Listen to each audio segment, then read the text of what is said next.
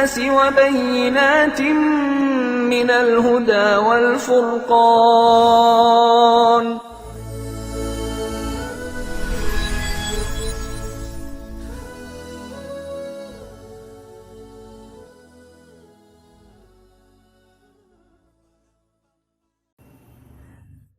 بسم اللہ الرحمن الرحیم۔ سوویت یونین جب تک ایک سپر قوت کی حیثیت سے موجود تھا، اس کے دبدبے سے مغربی ممالک خائف تھے اور اسے اپنا سب سے بڑا دشمن تصور کرتے تھے۔ لیکن جیسے ہی اس کی معاشی و اقتصادی حالت خراب ہوئی، اس کا عروج زوال میں بدل گیا۔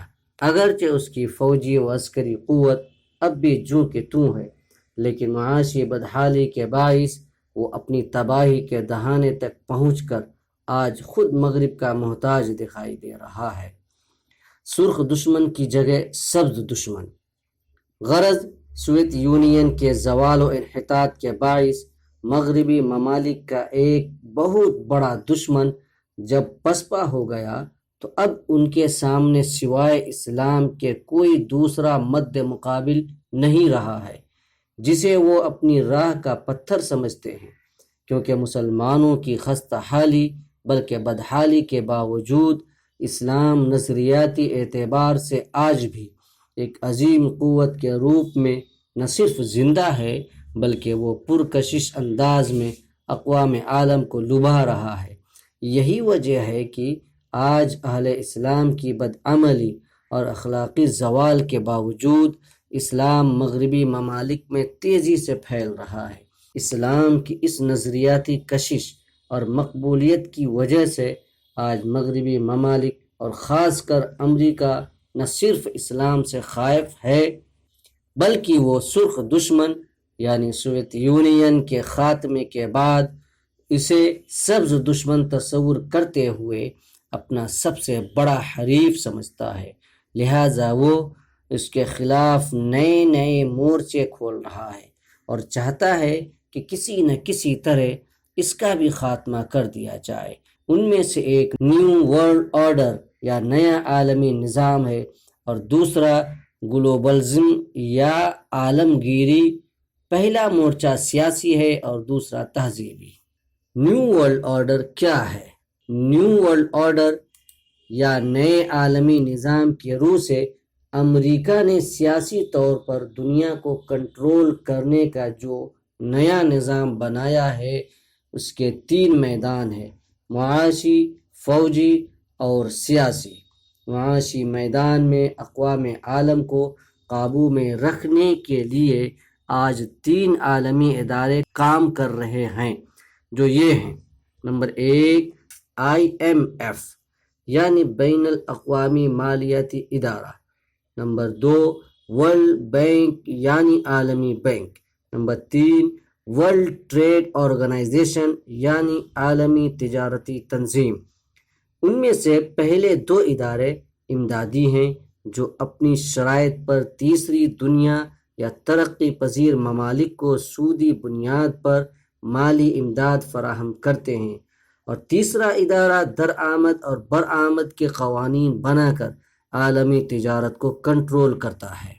اسی طرح فوجی میدان میں چھوٹے یا ترقی پذیر ممالک پر اپنی گرفت مضبوط رکھنے کی غرض سے 2 قسم کے معاہدوں کو عمل میں لایا جا رہا ہے اور ان ملکوں کو ان معاہدوں کی پابندی کرنے پر مجبور کیا جا رہا ہے جو یہ ہیں: نمبر 1 CTBT یعنی جوہری تجربات کا معاہدہ امتناعی، نمبر 2 NPT یعنی معاہدہ عدم پھیلاؤ یعنی جوہری اسلحے کے عدم پھیلاؤ کا معاہدہ، اور تیسرا میدان سیاسی ہے جس کے 2 ادارے ہیں: اقوام متحدہ اور اس کا ذیلی ادارہ سیکورٹی کونسل۔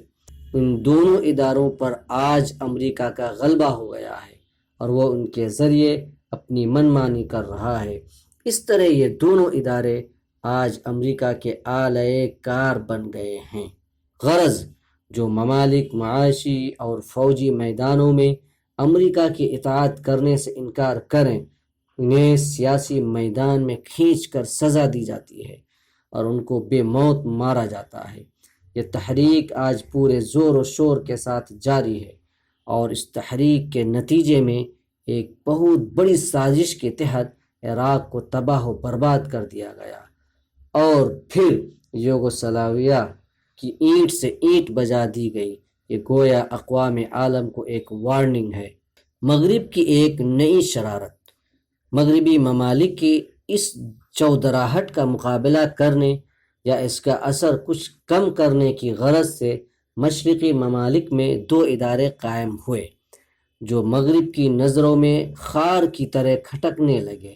نتیجہ یہ ہوا کہ سازشوں کا جال بچھا کر ایک کو تو بالکل ختم کر دیا گیا اور دوسرے کو بے دست و پا بنا کر رکھ دیا گیا۔ اس طرح مغرب اپنے مفادات کے تحفظ کے لیے کچھ بھی کر سکتا ہے اور کسی بھی حد تک جا سکتا ہے۔ غرض ان میں سے پہلا ادارہ bank of credit and commerce international BCCI تھا، جس میں عرب ممالک اور خاص کر ابوظہبی کا زیادہ سرمایہ لگا تھا، اور یہ چند سال میں اپنی اچھی کارکردگی کی بنا پر دنیا کے 20 بڑے بینکوں میں سے ایک بن گیا تھا، جسے مغرب کی نظر بد لگ گئی۔ اور دوسرا آسیان ASEAN ہے، جسے Malaysia, Indonesia, Singapore, Hong Kong, Thailand, Brunei, Philippine اور ویتنام نے مل کر سماجی، تہذیبی اور معاشی تنظیم کی حیثیت سے قائم کیا ہے۔ تو اس تنظیم نے ایشیائی ممالک کی معیشتوں کو مستحکم کرنے اور بیرونی عمل دخل کو کم کرنے کی غرض سے IMF کے طرز پر $100 بلین کا ایک فنڈ قائم کرنے کا منصوبہ بنایا، مگر اس اسکیم کی بھنک لگتے ہی مغربی ممالک نے اس کے وجود میں آنے سے پہلے ہی اسے ڈائنامٹ کر دیا۔ انہوں نے اپنے ایک بین الاقوامی گنڈے جارج سوروس یہودی کو اکسا کر ان ممالک کی کرنسیوں کو تہ و بالا کر دیا۔ اس طرح یہ اسکیم فیل ہو گئی۔ کیا اسلام جنگ باز ہے؟ امریکہ اور اس کے حلیف مشرقی ممالک کی امنگوں کو کچلنے اور ان کو دبا کر رکھنے کے لیے قیام امن کا ڈھنڈورا پیٹ رہے ہیں۔ چنانچہ نیو ورلڈ آرڈر کا جب خاکہ بننے لگا تو بڑی طاقتوں کے اقدار کی بنیاد پر امن قائم کرنے اور کمزور قوموں کو باج گزار بنانے کی غرض سے سابق امریکی صدر جارج بش اور موجودہ صدر بل کلنٹن نے ایک خاکہ تیار کیا ہے، جس کے مطابق اسلام کو جنگجو بتا کر اسے جمہوری نظام کے لیے ایک بہت بڑا خطرہ قرار دیا جا رہا ہے، اور اس سلسلے میں بعض ماہرین کی پیش گوئی کے نام سے کہا جا رہا ہے کہ دنیا میں بہت جلد ایک تہذیبی تصادم برپا ہونے والا ہے، جس کے نتیجے میں دنیا پھر سے منقسم ہو جائے گی۔ برٹانیکا ملٹی میڈیا انسائکلوپیڈیا 1997 کی حسب ذیل تصریح ملاحظہ ہو جو یقیناً چونکا دینے والی ہے۔ The Bush and Clinton terms revealed how difficult it would be to design a global structure of peace based on institutions and values by all the great powers incapable of imposition upon the lesser ones just a few years before foreign policy analysts had talked buoyantly of the triumph of capitalism and human rights, of the end of history, of a new world order. By 1994, they suggested instead that the world might soon be rent a clash of civilization pitting the democracies against militant Islam and an imperial China. ظاہر ہے کہ اسلام کو محض بدنام کرنے کی غرض سے اسے جنگجو بتا کر پیش کیا جا رہا ہے، تاکہ ایک طرف عوام کی نظروں میں اس کی تصویر مسخ ہو کر رہ جائے تو دوسری طرف اس کے خلاف کارروائی کرنے کا بھی ایک بہانہ ہاتھ آئے۔ اس اعتبار سے خود اپنے عزائم پر پردہ ڈالنے کی غرض سے اسلام کو مجرم بتایا جا رہا ہے، حالانکہ جنگ بازانہ عزائم خود مغربی ممالک کے ہیں جو انتہائی تباہ کن ہتھیار بنا کر پورے عالم انسانی کو آن کی آن میں موت کے گھاٹ اتار دینا چاہتے ہیں۔ نیز اس بیان میں تہذیبی تصادم کی جو بات کہی گئی ہے وہ آنے والے گلوبلزم یا مغربی عالمگیری کی طرف اشارہ ہے، اور اس اعتبار سے آنے والی صدی نہایت درجہ سنگین اور خونخوار ہوگی۔ یہ گویا کہ اسلام اور مسلمانوں کے خلاف کھلم کھلا ایک اعلان جنگ ہے، اور اس سے شاطران مغرب کی پوشیدہ عزائم کا پتہ چلتا ہے۔ اور یہ وہی بھیڑیے اور بکری والا قصہ ہے۔ اس قصے کے مطابق پہلے بھیڑیا بکری پر ہر طرح کے جھوٹے الزام عائد کرتا ہے، مگر جب بات نہیں بنتی تو پھر ایک جست لگا کر اسے چٹ کر جاتا ہے۔ حاصل یہ کہ نیو ورلڈ آرڈر کے تحت اب دنیا کے ترقی پذیر یا پچھڑے ہوئے ممالک کی خیر نہیں ہے، اور اس نظام کا خصوصی نشانہ عالم اسلام ہے۔ آج ان ممالک کو ڈرا دھمکا کر یا ترغیب اور ترہیب کے ذریعے امریکہ کے زیر سایہ لانے کی کوشش کی جا رہی ہے۔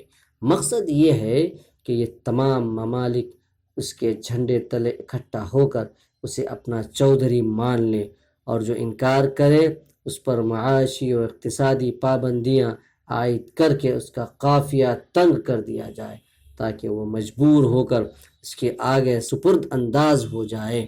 پھر بھی اگر کوئی سرکشی دکھائے تو اسے کچل کر رکھ دیا جائے۔ اسلام کے لیے ایک نیا چیلنج۔ اس اعتبار سے آج اسلام اور عالم اسلام کو ایک زبردست چیلنج درپیش ہے، اتنا بڑا چیلنج کہ اس کی مثال پچھلے کسی بھی دور میں نہیں ملتی۔ آج دنیا کی تمام متمدن قومیں اکٹھا ہو کر اسلام اور مسلمانوں کو نیست و نابود کرنے یا انہیں اپنا غلام اور باج گزار بنانے پر تلی ہوئی ہے، اور عالمی سیاست و بساط شاطران مغرب نے پوری طرح بچھا کر رکھی ہے۔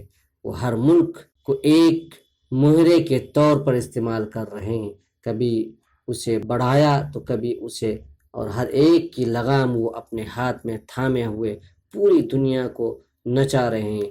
جب چاہا ایک کو دوسرے سے لڑا دیا، اور جب چاہا اپنے بھی پٹھوں کی مدد سے ہاتھ روک دیا۔ آج خلیجی ممالک میں یہ کھیل پوری طرح نمایاں نظر آ رہا ہے، جسے ہر کوئی اپنی آنکھوں سے دیکھ سکتا ہے۔ امریکہ کی دوگلی پالیسی۔ امریکہ یوں تو جمہوریت یا ڈیموکریسی کا بہت بڑا علمبردار نظر آتا ہے، لیکن محض دکھاوے کی حد تک، کیونکہ وقت پڑنے پر وہ جمہوریت کا سب سے بڑا قاتل بن جاتا ہے جبکہ اس کے مفادات خطرے میں ہوں۔ اس کی ایک واضح مثال الجیریا ہے، جہاں اس نے جمہوری طرز پر منتخب ہونے والی اسلام پسندوں کی حکومت کو اقتدار میں آنے سے روک کر فوجی بغاوت کرا دی، مگر جب پاکستان میں کچھ اندرونی کشمکش کی وجہ سے فوجی بغاوت ہو گئی تو اس نے جمہوریت کی دہائی دیتے ہوئے اس کی امداد روک دی۔ ظاہر ہے کہ یہ ایک عیارانہ سیاست ہے۔ اصل بات یہ ہے کہ موجودہ سیاست کا کوئی سر پیر ہی نہیں ہے، بلکہ جیسا موقع ہوا ویسے ہی اپنے اصول بدل دیے جاتے ہیں۔ حدیث نبوی کی ایک پیشین گوئی اور رہنمائی۔ ایک حدیث میں بطور پیش گوئی موجودہ عالم اسلام کی صورتحال کا نقشہ اس طرح کھینچا گیا ہے: قریب ہے کہ دنیا کی قومیں تم پر اس طرح ٹوٹ پڑیں جس طرح کے کھانے والے برتن پر ٹوٹ پڑتے ہیں۔ اس پر کسی نے پوچھا کہ کیا اس دن یہ بات ہماری قلت کی وجہ سے ہوگی؟ آپ نے فرمایا کہ نہیں، بلکہ اس دن تم کثرت کے ساتھ ہوگے، لیکن اس وقت تمہاری حیثیت سیلاب کے جھاگ کی طرح بے حیثیت ہوگی۔ اللہ تمہارے دشمن کے سینے سے تمہاری ہیبت نکال دے گا اور تمہارے دلوں میں کمزوری ڈال دے گا۔ اس پر کسی نے پوچھا کہ وہ کمزوری کیا ہے؟ تو رسول اللہ صلی اللہ علیہ وسلم نے فرمایا کہ دنیا کی محبت اور موت سے کراہت۔ ابو داؤد۔ یہ حدیث موجودہ مسلمانوں کی اصل بیماری کی صحیح نشاندہی کر رہی ہے، اور اس کی اس بیماری کا علاج بھی بتا رہی ہے کہ مسلمان جب تک دنیا کی محبت میں مست و مگن ہو کر دینی، اخلاقی، قومی اور اجتماعی تقاضوں کو پس پشت ڈالتے رہیں گے، ان کا یہی حشر ہوتا رہے گا۔ دیگر قومیں انہیں رونتی اور گاجر مولی کی طرح کاٹتی رہیں گی۔ لہذا اس ارشاد نبوی پر مسلمانوں کو کان دھرنے اور اپنے نفسیاتی احوال کو بدلنے کی ضرورت ہے۔ اور اس حدیث میں جو دوسری حقیقت بین السطور موجود ہے وہ یہ کہ مسلمانوں کو اتنا مضبوط اور طاقتور بننا چاہیے کہ اس کی ہیبت دشمنوں پر ہمیشہ طاری رہے، تاکہ وہ انہیں ایک ترنے والا نہ سمجھیں۔ لہٰذا آج عالم اسلام کو اقتصادی، فوجی اور سیاسی میدانوں میں غلبہ حاصل کرنا ضروری ہے، کیونکہ ان تینوں میدانوں میں ترقی کرنے کے بعد ہی کوئی قوم مضبوط و مستحکم اور ترقی یافتہ کہلا سکتی ہے، اور یہ عالم اسلام کو درپیش موجودہ چیلنج کا واحد جواب ہے۔ اور اس اعتبار سے حدیث نبوی کی یہ وہ اعجازی رہنمائی ہے جو آج بھی عالم اسلام کے لیے ایک مینارۂ نور کی حیثیت رکھتی ہے۔